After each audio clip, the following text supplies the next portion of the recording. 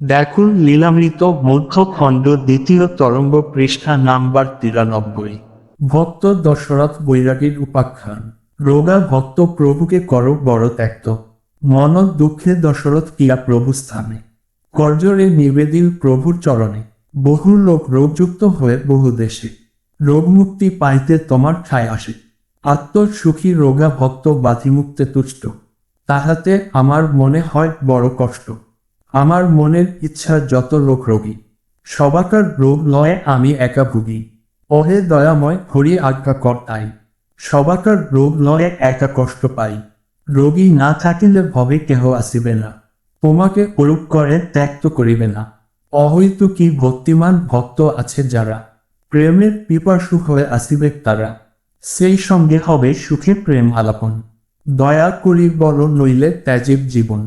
প্রভু বলে দশরথ একই কথা কও, সংসারের রোগ কি উঠাই নিতে চাও, কর্মক্ষেত্র সংসারেতে কর্ম মহাবল, সকলেই পায় কর্ম অনুযায়ী ফল।